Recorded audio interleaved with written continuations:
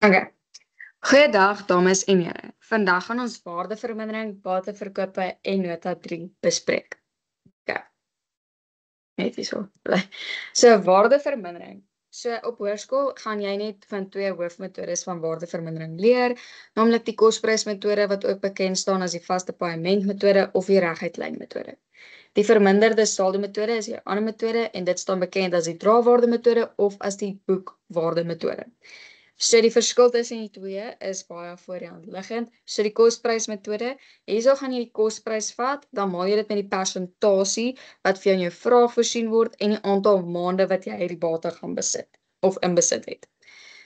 Die verminderde saldo metode, hierso gaan jy die kosprys minus die opgehoopte waardevermindering vat en dan gaan jy die persentasie wat vir in die vraag voorsien word gebruik en die aantal maande wat jy die bate besit gebruik om die waardevermindering te bereken. Okay. So dit is baie belangrik om wel net in ag te neem die datums wat hulle vir jou voorsien in jou vraag. So wanneer jy 'n bate aankoop, gaan jy waardevermindering bereken vanaf die datum waarop jy die bate aangekoop het tot aan die einde van die huidige finansiële jaar. As jy 'n bate verkoop, gaan jy die waardevermindering bereken van die begin van die huidige finansiële jaar tot aan die tot op die datum wanneer jy hierdie bate gaan verkoop. So let net ook op die datums in die maand self, want jy moenie waardevermindering bereken as die bate nie eintlik waardevermindering gaan akkumuleer in daai maand nie. So 'n voorbeeld hiervan sal wees wanneer ek 'n bate aankoop en hulle sê vir my ek koop hom aan op die 30ste Augustus. Ek gaan eers van die 1ste September waardevermindering begin bereken omdat die bate nie waardevermindering gaan akkumuleer in Augustus nie omdat dit die einde van die maand is. Jy moet dit ook net in ag neem wanneer jy die waardevermindering bereken op die bates wat jy gaan verkoop. So dit sal wees as jy 'n bate verkoop op die 1ste September, dan moet jy net weet dat jy gaan net tot die vorige maand, soos die einde van die maand bereken, omdat die bate nie enige waardevermindering gaan akkumuleer soos in daai maand, soos in September nie. Okay. Volgende gaan ons kyk na bateverkope. So hierso is jou 5 stappe van bateverkope en ek het ook vir die rekeninge bygevoeg wat jy gaan debiteer en krediteer. Nou ek gaan net vir julle in hierdie slideshow video die grootboek rekening van bateverkope wys. Maar hierdie gaan vir jou hierdie stappe wys vir jou ook die ander rekeninge wat jy ook gaan debiteer en krediteer. As jy hierdie 5 stappe ken, kan hulle jou enige manier vra om bateverkope te bereken of enigiets vir bateverkope te doen, al moet jy terugwerk en jy sal dit baie maklik kan bereken. Maar ja, so hierdie is die 5 stappe, so ek gaan jou gou-gou vinnig deur hulle vat. So jou eerste stap is jy gaan die kosprys van die verkoopte bate uithaal uit die bate rekening. So hierso gaan ons voertuie en toerusting byvoorbeeld krediteer en bateverkope debiteer. Stap 2 verwys na die waardevermindering wat jy in die huidige finansiële jaar moet bereken. So hierdie is die waardevermindering wat jy gaan bereken van die begin van die huidige finansiële jaar tot op die datum van verkoop. Dit is baie belangrik om op te let as jy 'n vraag kry om te kyk tot watter datum is hierdie waardevermindering wat hulle vir my gee bereken en tot watter datum het jy ook bereken. Maar wat jy hierso gaan doen is jy gaan hierdie waardevermindering in jou waardevermindering rekening debiteer en dan gaan jy jou opgehoopte waardevermindering rekening krediteer. Let net op, dit is die opgehoopte waardevermindering op die klas. So jy kan nie opgehoopte waardevermindering op voertuie en toerusting saamsit nie. Met stap 3 gaan jy die totale opgehoopte waardevermindering van daai bate wat jy bereken het uit die opgehoopte waardevermindering rekening uithaal. So in stap 3 hierso gaan jy ook die bedrag wat jy in stap 2 bereken het, gaan jy saam met die opgehoopte waardevermindering wat die bate al oor sy hele lewensduur geakkumuleer het, bysit. So stap 3 het die bedrag van stap 2 ook in. So as ek verwys in die bateverkope rekening, gaan ook nou vir julle wys dat stap 3 sluit basies stap 2 in ook. Okay. Dan in stap 4 verwys na die ontslaa raak transaksie. Dit is nie die korrekte bewoording daarvan nie, maar is 'n maklike manier om dit te onthou. Nou daar's 'n paar maniere waarop jy bate kan verkoop basies en hierso wys ons vir jou wat daai verskillende maniere is en ook watter rekeninge jy moet debiteer vir daai rekening. Dit is belangrik dat jy kan weet in jou vraag sal een van hierdie 5 transaksies vir jou vra dat jy weet hoe dit lyk. Maar dit is nie baie moeilik nie. Ek gaan nou vir julle wys hoe lyk dit as jy dit in die bateverkoperrekening te boekstel. Maar basies wat dit is, jy kan 'n bate verkoop vir kontant, jy kan 'n bate verkoop op skuld, jy kan 'n bate inruil, jy kan die eienaar kan hom neem sy eie gebruik of jy kan hom gee as 'n skenking. Dan sluit jy die bateverkoperrekening af. So wat jy hierso gaan doen is basies net die wins of verlies bereken. Hierdie is gewoonlik 'n balanserende syfer, maar ek sal ook nou vir jou wys waar die wins en verlies in die bateverkope grootboekrekening waar jy dit kan sien. Okay. Voordat ons hierso begin, wil ek dit net duidelik maak dat hierdie vraag wat ek hierso ingesit het, die antwoord is slegs hierdie eerste bateverkoperrekening. Die tweede bateverkoperrekening is net om vir julle iets te wys. Dit is nie die antwoord nie. Okay. So in hierdie vraag sal jy lees dat ons hierdie bate vir kontant verkoop het en ons het hom teen boekwaarde verkoop. So dit beteken ons het nie 'n wins gemaak nie. Die boekwaarde wat hy het, so boekwaarde is net, soos ons nou gesien het in waardevermindering, is die kosprys minus die opgehoopte waardevermindering, so dis R36.000 en dis die bedrag wat ek hom verkoop het. So ek het geen wins gemaak of 'n verlies gemaak nie. Maar hierso, hierdie 80.000 is stap 1, wat in die bateverkope stappe, sê die stap 1.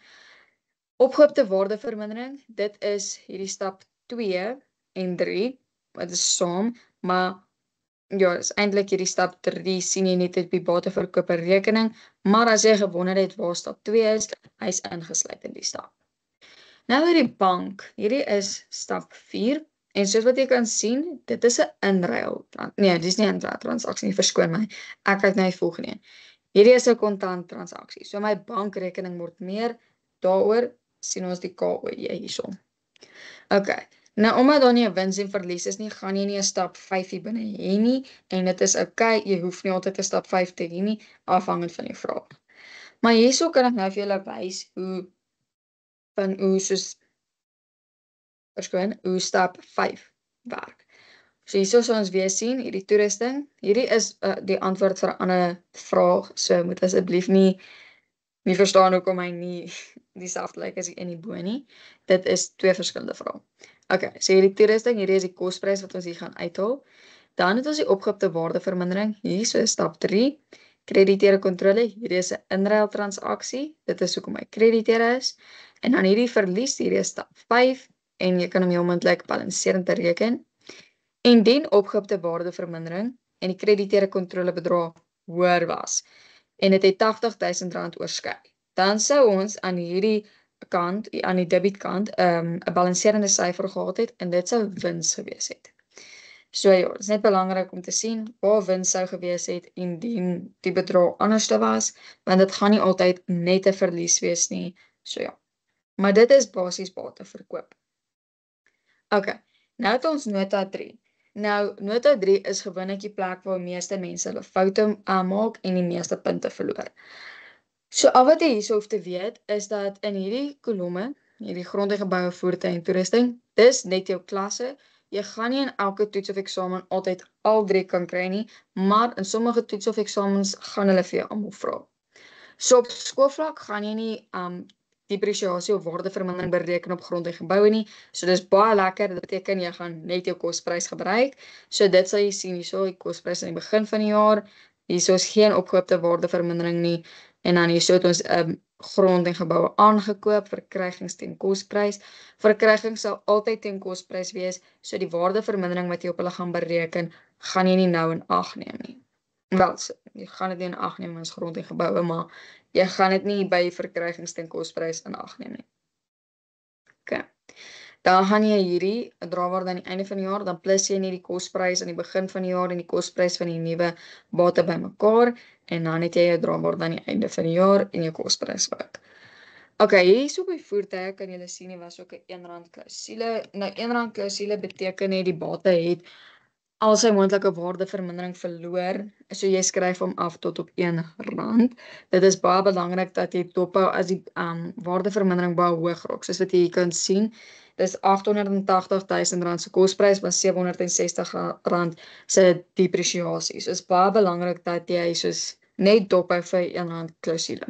Okay.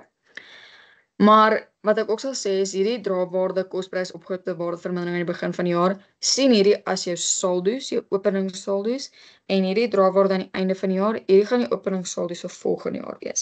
Dit is baie belangrik om in ag te neem vir as jy 'n bate verkoop, wat ek nou vir julle sal wys. So hierso sien ons hulle het weer bate ook aangekoop, so dis die R160.000 en die waardevermindering is bereken hierso tot op 'n maksimum en dit is hoekom daar R999 staan, want ons het hom afgeskryf tot op R1, die bate. Hierdie waardevermindering wat jy onder beweging sien, is die waardevermindering wat jou bates in hierdie huidige jaar geakkumuleer het. So by voertuie gaan dit net jou ou bates wees, dit kan jy apart bereken, plus die waardevermindering op jou nuwe bates, so die R160.000.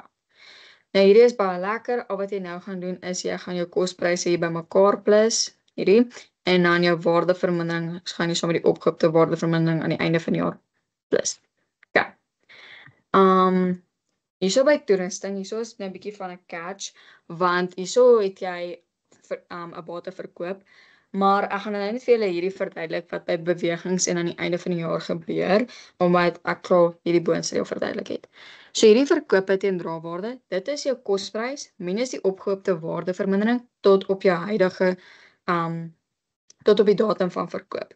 So as jy jou bateverkope rekening voor jou het, ek vir jou teruggaan, ek druk op verkeerde ding, is dit hierdie R80.000 minus die R44.000 en hierdie R80.000 minus die R33.000.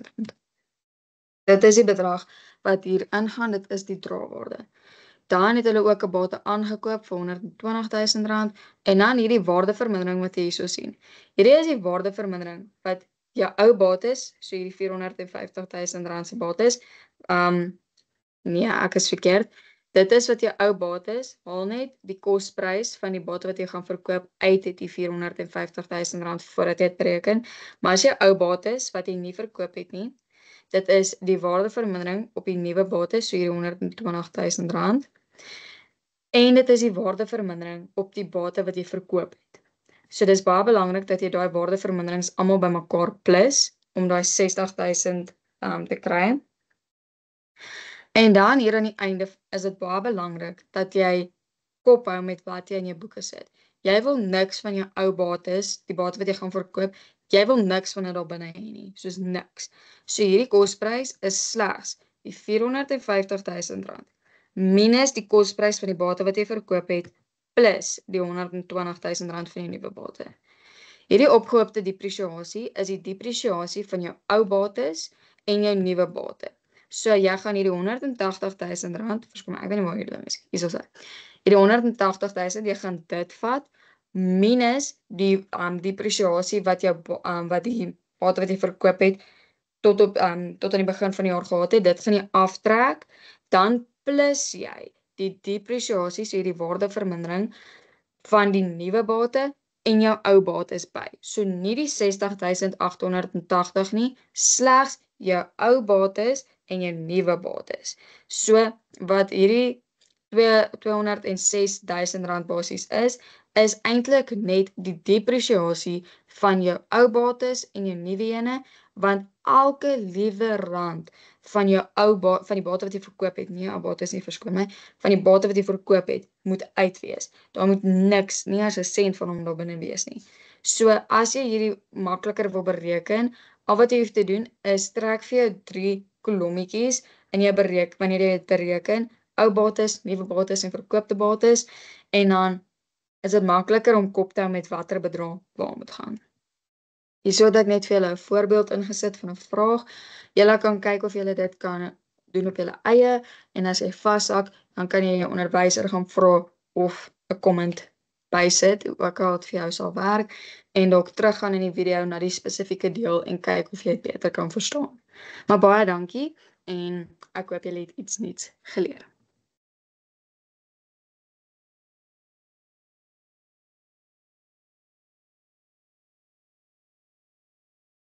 Oeh, jy sê dit lank gepraat.